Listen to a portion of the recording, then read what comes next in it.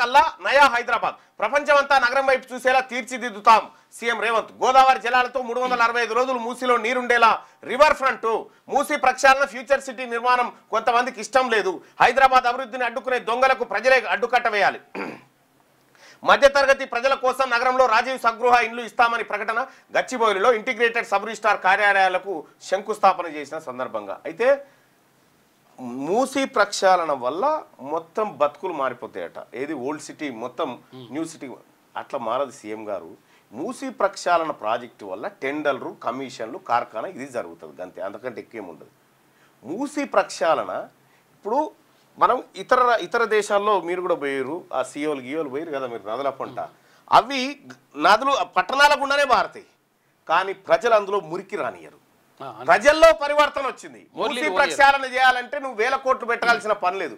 ప్రజల్లో పరివర్తన వచ్చి ప్రజలు మురుగునీటిను లేకపోతే మురుగునీటి శుద్ధి కేంద్రాలను ఎక్కడికక్కడ నాలాలో ఏర్పాటు చేస్తే నువ్వు చేయాల్సింది ఏం లేదు. ఇక్కడ ఓల్డ్ సిటీల ప్రజల బతుకులు మారాలంటే వాళ్ళ విద్యా ప్రమాణాలు పెంచు, వాళ్ళ జీవన ప్రమాణాలు పెంచు, వాళ్ళ వైద్య సౌకర్యాలు పెంచు, వాళ్ళకు ఉపాధి సౌకర్యాలు పెంచు. అట్లా ఓల్డ్ సిటీ మారుతుంది. మూసీ ప్రక్షాళనతోటి మారుతుందని చెప్పడం అంటే నీకు గోలేస్తే నాకు తక్కువైనట్టుంది కథ. ఈయన గోలేస్తే నాకు సరిది ఎక్కువైనట్టు ఈ కథ. అది ఎమ్మెల్యేగా పోటీకి 21 ఏళ్లు చాలు. రాహుల్ను ప్రధాని చేసుకుని చట్టాన్ని సవరించుకుందామని సీఎం.